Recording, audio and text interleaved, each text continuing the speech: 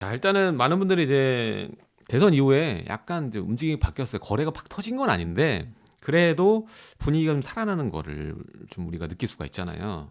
그래서 거기 관련해서 좀 이야기를 하고 또 김재경 소장님 관련해서도 좀 개인적인 질문을 드려보는 시간 음. 갖도록 할 건데 먼저 시황부터 한번 이야기를 해보자고요. 일단 대선 이후 뭐 질문이라는 게 제가 이제 투미에 질문하면 어차피 재건축 재개발 전문이니까 거기에 대해서 질문을 드릴 수밖에 없을 것 같은데 대선 이후에 재건축과 재개발 이 시장 흐름은 앞으로 어떻게 전개될 것인가? 어떻게 생각하시는지? 일단은 재개발, 재건축 둘 다 호재라고 할 수 있죠. 음, 아무래도 가장 명확한 거는 윤석열 이제 당선인께서 250만 가구를 공급하겠다라고 했는데 그 중에서 민간에서 200만 가구를 공급하겠다라고 했어요. 맞아요. 그러면 뭐 사실 공급할 수 있는 방안은 딱 셋 중 하나죠. 음, 그냥 신규 택지 지정 네, 해가지고 가는 거랑 재개발, 재건축인데 네. 사실 이제 경기도도 그렇게 네, 많이 땅이 이게 200만이 나올 수가 없을 것 같은데. 네. 200만이라는 숫자가 수도권이 넓어지는 거 아닌가? 그렇죠. 뭐 아니면 네. 거기서도 또 공공에서 공급하는 게 50만인데 음, 그러면 사실 이런 공공 택지 같은 경우는 네. 공공 쪽으로도 근데 이 50만이라는 숫자도 장난 어마어마한 아니거든요. 거죠. 일기 네. 신도시가 27만이니까 그런 아, 거 생각하면 그렇네요. 네. 야, 이 장난 아닌 숫자인데 음. 그러니까 이게 250만이 현실성이 있냐 없냐에 굳이 구분하면 좀 없다 쪽에 저는 생각하고 맞아요. 있고요. 3기도 지금 나온 게 신도시만 하면 40만 그렇죠. 정도잖아요. 그것도 물량 많다고 음. 그러는데 50만을 신혼부부 청년 역세권 주택을 뭐 공공으로 해서 뭐 만들겠다고 공공으로만 하는 그건 사실상 여러분들 음. 그거는 뭐 투자를 좀 진행해 보신 분들은 걸러 들으실 네. 것 같은데 일단 200만은 아니더라도 어느 정도 빨리 채우려면 음. 움직임이 보일 것 같고 이미 바톤을 처음 끄는 게 이제 오세훈 시장이 음. 끊고 하고 있는데 오히려 우리 기대와는 달리 재건축은 누르고 재개발만 약간 활성화 전략을 폈잖아요. 오세훈 서울시장은 이제 네, 실질적으로 이제 보도 자료라든가 행보들을 보다 보면 재건축도 풀어주려는 노력들은 많이 했어요. 네, 근데 오세훈이 할 수 있는 게 아니죠. 맞아요.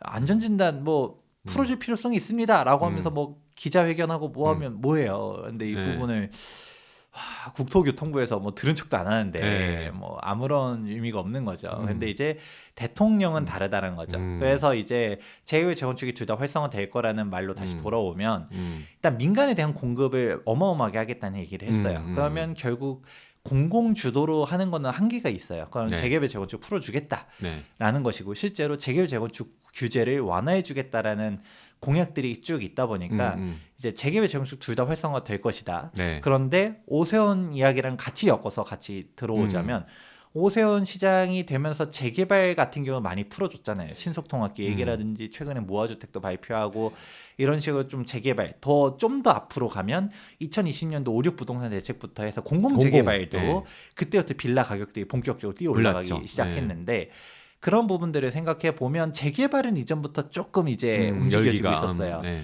그런데 이제 재건축 같은 경우는 상대적으로 규제의 일변도로 가다 보니까 더 억눌려 있었던 게 있는데 토지거래 허가 그게 정말 셌던 것 같아. 토지거래 네, 허가 구역은 재건축이랑은 직접적이진 않지만 아무튼 음, 뭐 규제 토지거래 허가 구역도 네, 있고 사실 이런저런 규제들이 있는데 이제 이 재건축 규제 본격적으로 풀릴 것이다. 음, 그래서 이제 재개발 재건축 둘 다 호재인데 더 눌려 있었던 상대적으로 더 눌려 있었던 재건축이 지금 시점에선 더 반등 각이 나왔다라고 보고 있죠. 네. 일단은 그 지금 현재 그 재건축은 이제 눌렸다가 이제 인기가 확 살아나는 음. 거니까 우리가 주목해 볼 필요가 있다. 이제 당분간 흐름은 재건축이 조금 더 유리해 보인다. 뭐 이렇게 얘기를 해주셨습니다. 자, 근데 개인적으로 그러면은 이제 두 개를 다 다루시다 보니까 개인적으로 추천을 하자면 음. 이 재건축과 재개발 중 어떤 종목이 더 괜찮다라고 보십니까? 좀 장기적으로 봤을 때. 뭐 사실 이거는 어느 종목이 음, 괜찮다라고 말하기보다는 그 입지가 약간씩 좀 음, 다르죠. 아무래도 재건축 같은 경우는 전통적으로 우리가 원하는 음, 강남 이미 주거 정비가 되어 있는 곳들에 위치를 하고 있다 보니까 뭐 재개발이 좋다라고 한다 하더라도 강남에 재개발이 없잖아요. 없죠.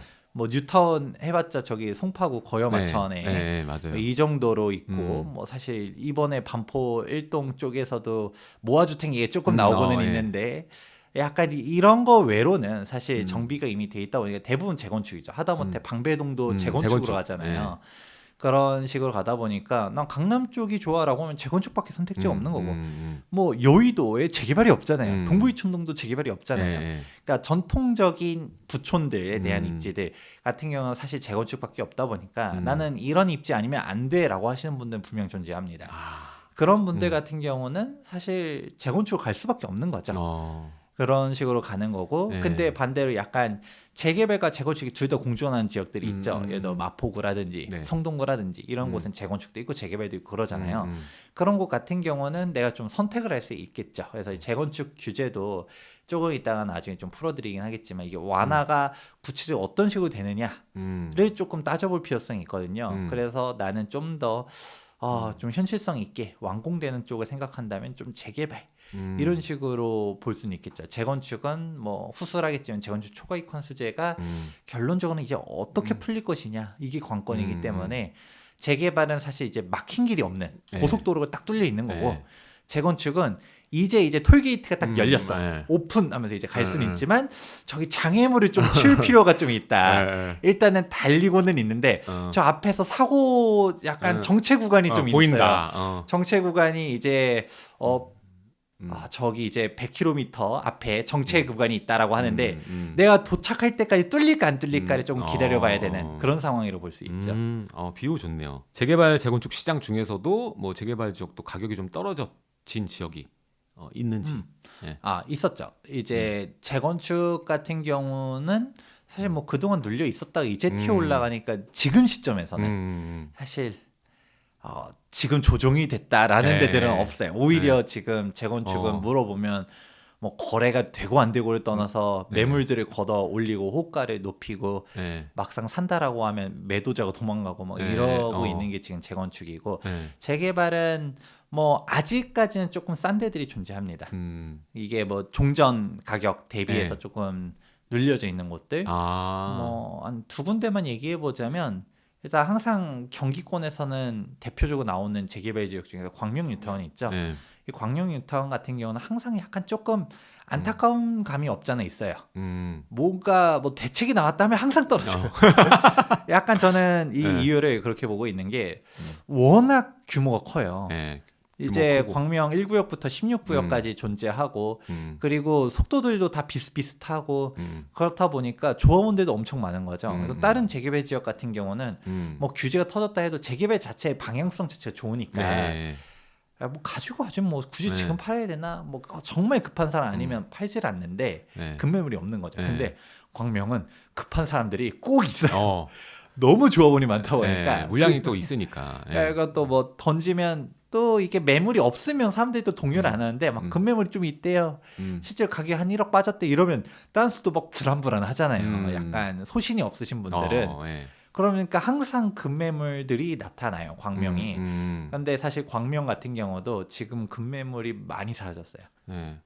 일단 지금도 말씀해 주셨는데 재개발 재건축 시장도 지역 따라 이렇게 뭐 약간의 가격 조정이 나온 곳도 있다 이렇게 말씀을 해주셨습니다. 근데 이 현상이 이제 서울은 그런 게 좀 없고 일단 그렇죠. 서울 주변인 지역이 이런 현상들이 좀 있다 이렇게 말씀을 해주셨네요. 자, 이제 아까도 말씀해 주셨다시피 이제 재건축에 대한 규제가 어떻게 완화될지 거기에 대해서 많은 분들이 기대를 하고 있을 텐데 어떤 게 가장 먼저 완화가 될 거라고 예상이 되는지 그리고 앞으로 우리는 어떻게 준비하는 게 만약에 재건축을 보고 있다면 준비하는 게 옳을지 거기에 대해서 조언을 해줄 수 있을까요? 네, 결론부터 말씀드리자면 안전진단 완화는 무조건 될 거라고 보고 있고요. 그로 인해서 30년 차에 도달한 애들 아니면 곧 도달할 단지들 같은 경우는 그냥 다들 가격대가 올라갈 것이다. 그리고 초기 지역 재건축 같은 경우도 쭉 올라갈 거라고 보고 있습니다.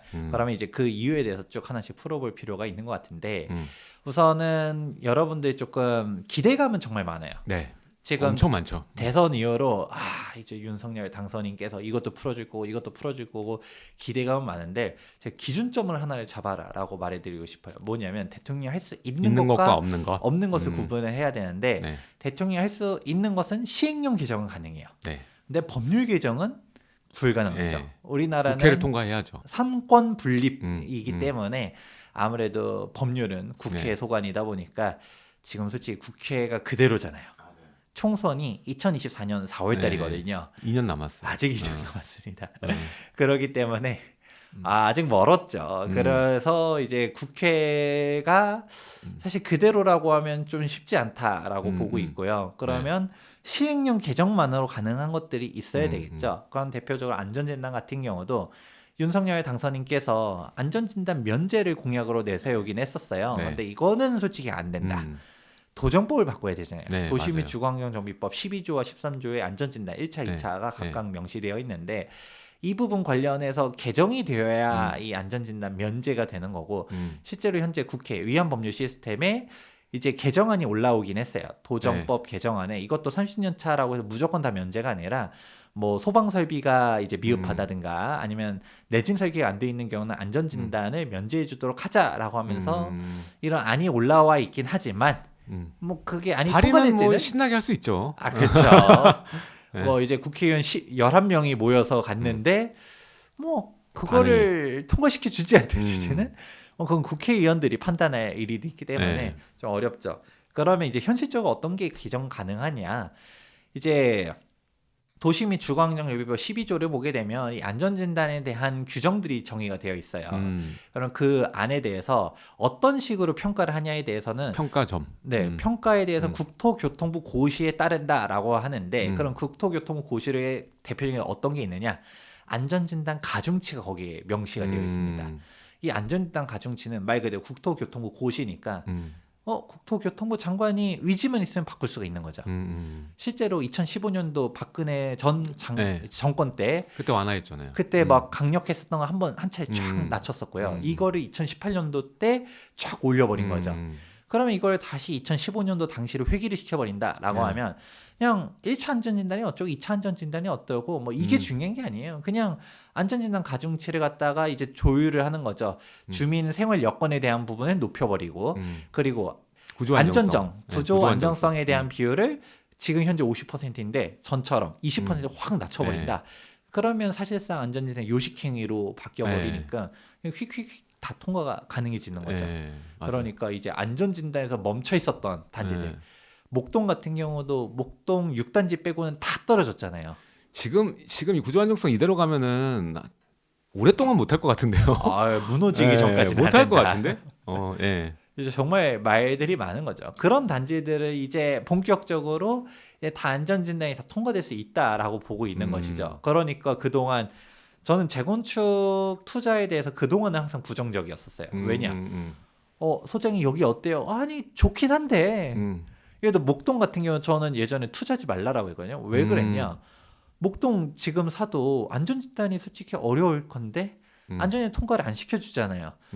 안전진단 통과 안 시켜주는 게 이게 말이 되나요?라고 하면 저는 말은 안 된다고 생각해요.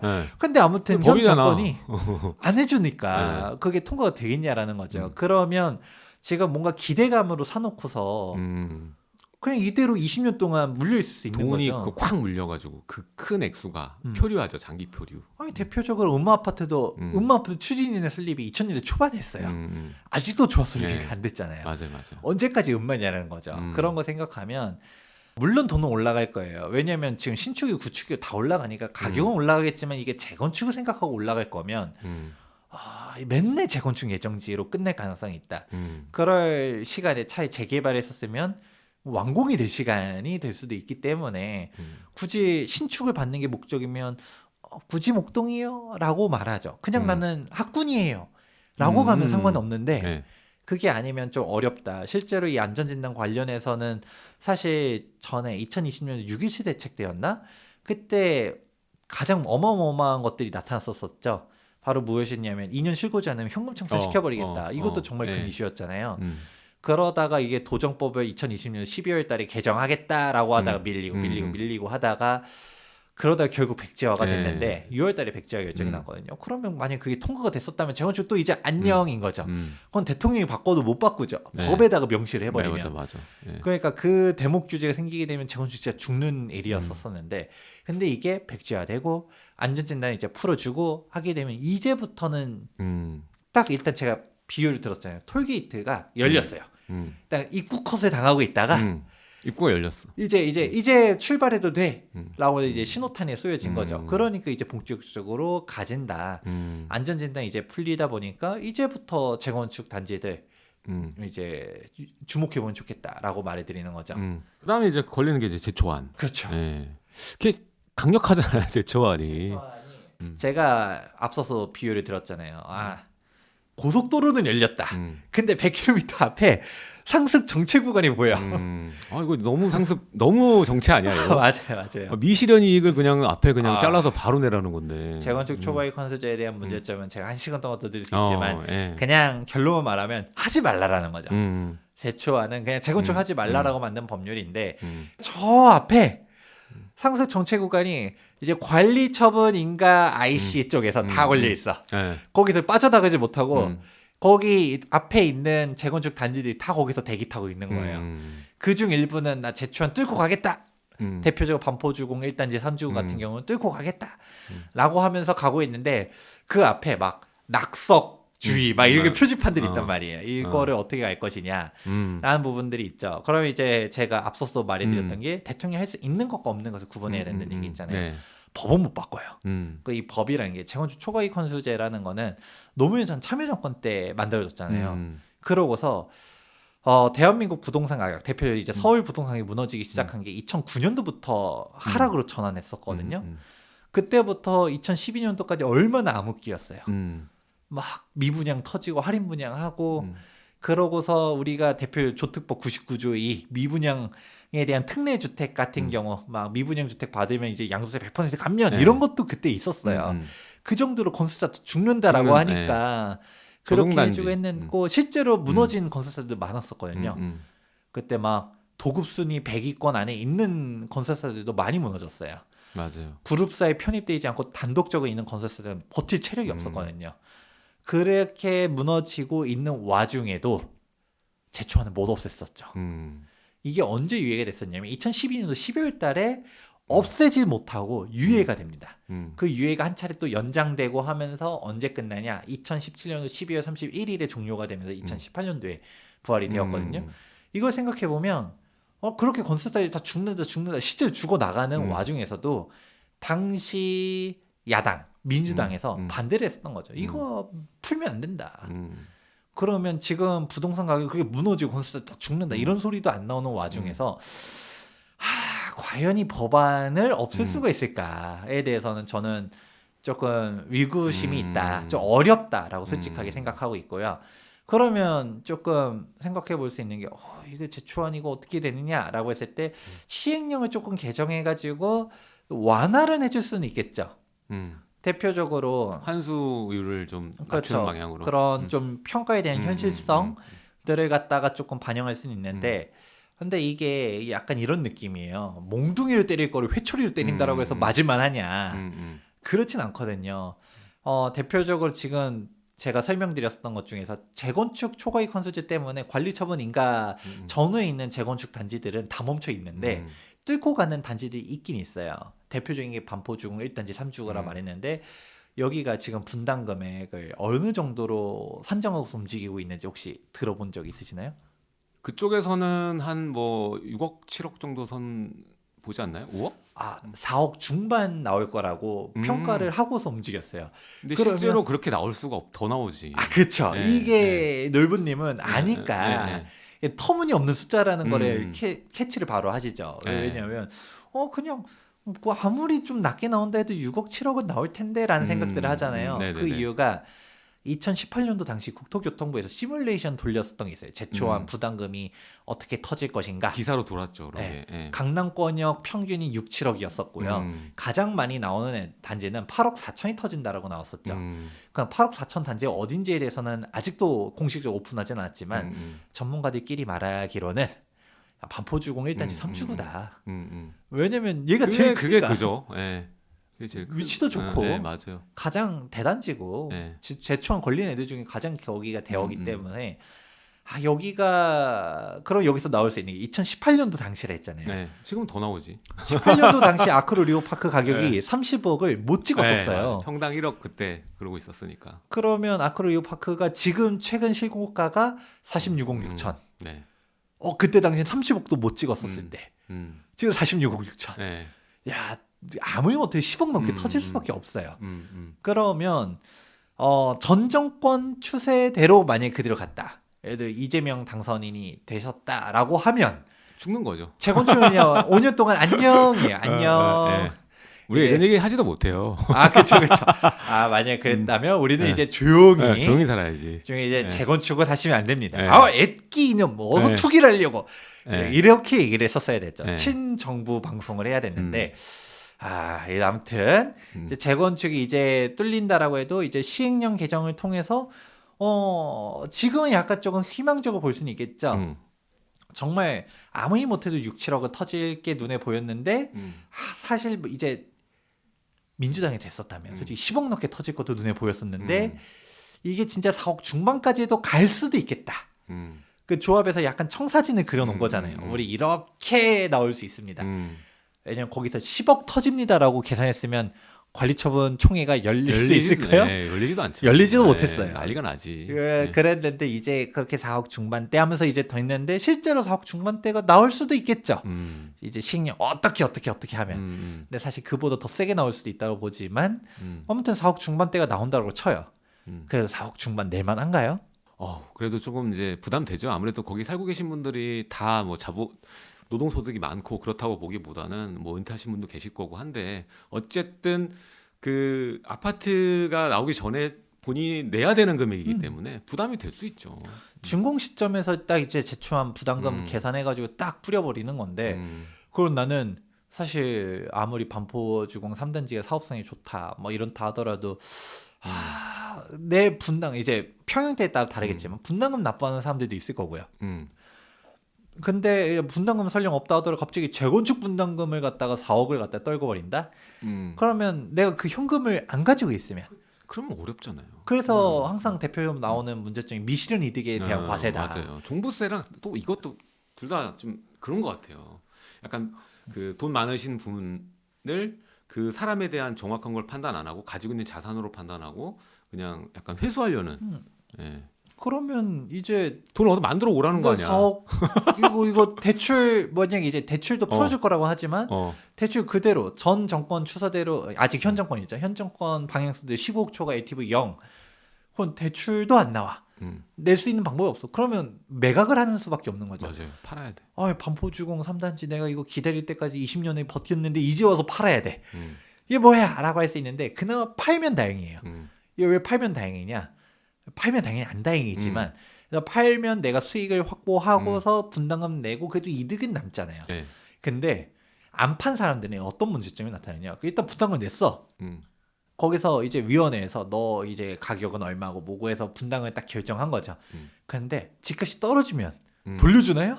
안 주죠. 안 돌려줘요. 그러니까 이게 두 번째 나오는 게 이게 이제 미실현 이득에 대한 과세라는 부분이 참 문제가 이런 부분들 그걸 당장 현재 시점에 부과를 해버리는 거잖아요. 그러니까 이거를 어떻게 하냐 분담 어떻게 해야지 그리고 뭐 사실 형평성에 대한 문제도 대표적으로 나타나죠. 최종 소유자가 납부를 해요. 그럼 중간에 관처 전에 내가 판 사람 아니면 관리처분 인가 났어도 준공 전에 내가 이제 팔았어요. 팔고서 양도세만 내고 끝냈는데 근데 산 사람은 어떻게 돼요? 분담금도 내야지. 분담금도 내야지. 그러니까 이렇게 되는 거지 뭐. 내가 사고서 5억 더 올라갈 거 기대하고서 샀어.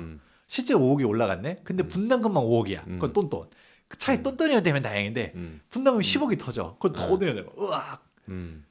이런 부분도 문제고. 아무튼 문제점이 정말 많은 게 제초안이기 때문에 사실 시행령으로 개정을 한다 하더라도 일단은 안 맞는 게 제일 중요하다. 그래서 제가 말했잖아요. 이제 톨게이트 딱 이제 그동안 막아놨는데 입국컷 당하다가 열렸어요. 고속도로 타고서 쫙 달리는데 앞에서 상습 정체 구간 사고가 터지는 지역들이 있는 거예요. 그 지역들이 정체가 풀릴까 안 풀릴까 일단 달리는 거죠. 그런데 이거를 조금 그래도 기대해 볼 수 있는 거는 초기 지역 재건축이에요. 이제 안전진단부터 혹은 조합설립 인가가 난 지 얼마 안 된 곳들. 대표적으로 압구정부터 시작해 동부이천동도 그렇고 조합설 인가가 난 지 이제 얼마 안 됐잖아요. 그런 데들 같은 경우는 뭐 조합설 인가가 나도 관리처분 인가까지 빨라야 4년 좀 뭐 하다 보면 6년 사실 사고 터질 그 알파. 거의 보통 알파죠. 거의 보통 알파로 가지. 그러니까 사람이 두 명만 모여도 의견이 다르면 쭉 오래 갈 수밖에 없어요. 네. 그래서 이제 6년 정도 본다라고 치고 이제 안전진단부터 출발하는 곳들은 솔직히 지금부터 8년이죠.